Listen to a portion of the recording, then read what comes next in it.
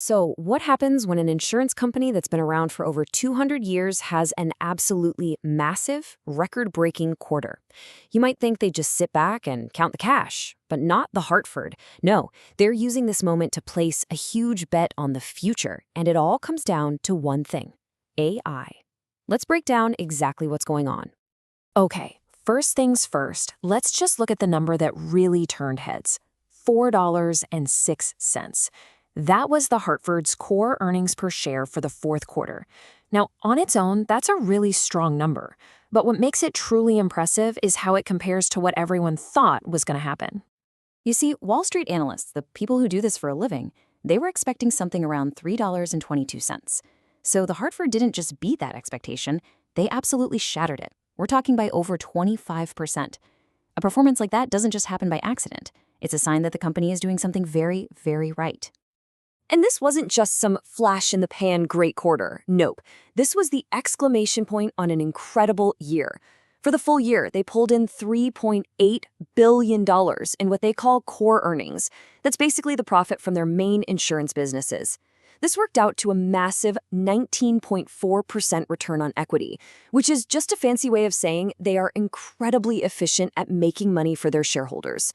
So, the big question is, how did they do it?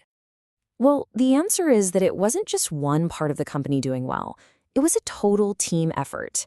You can think of their business as having three main engines, and all three of them were firing on all cylinders at the same time.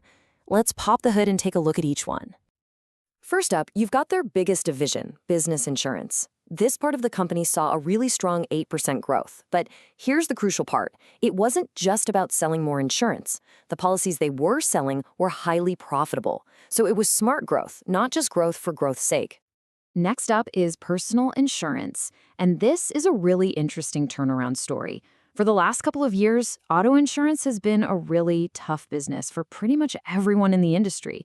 But the Hartford managed to navigate all those challenges and get that part of their business back to being solidly profitable. A huge win for them. And that third engine, employee benefits, just kept chugging along, acting as a reliable powerhouse.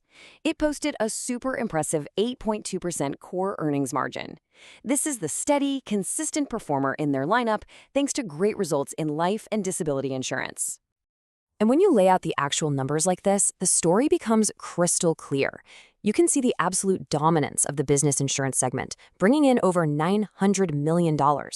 But you also see really healthy, significant contributions from the other two. It's just a well-oiled, high-performing machine across the board. Okay, so this is where the story takes a really fascinating turn. With all this financial success and money coming in, the Hartford isn't just sitting back and playing it safe. They're taking those winnings and placing a massive bet on the future. And that bet is on artificial intelligence. I mean, listen to what the CEO, Chris Swift, said himself. He straight up declared that the company is moving to an AI-first mindset. That's a huge statement. He's not saying AI is just another tool they'll use. He's saying it's going to be the starting point for how they think about everything.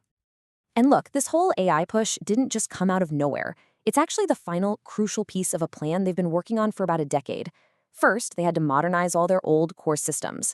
Then, they had to move everything to the cloud. It's only because they did all that hard, foundational work that they can now really unleash the power of AI across the entire company. So, what does AI first actually look like day to day?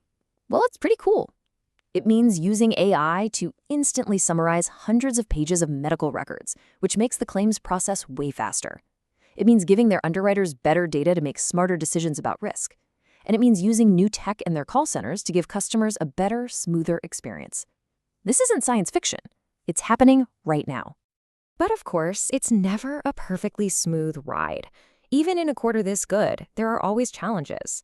The Hartford still has to manage some of the long-term risks that are just part of being in the insurance business. For example, during the quarter, they had to take a charge of $165 million. And, a number that big definitely catches your eye and needs a bit of an explanation.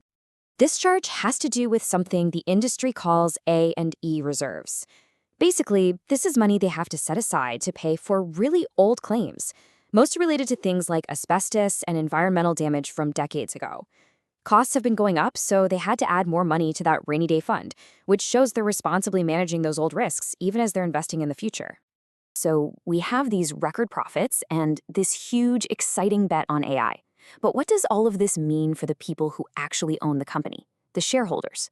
How does all this success translate into direct value for them? Well, this number is a pretty clear answer. The Hartford is boosting its quarterly share buyback program to $450 million. This is one of the most direct ways a company can return profits to its investors. It's a huge signal of confidence and shows that management truly believes their own stock is a great investment. They are literally putting their money where their mouth is.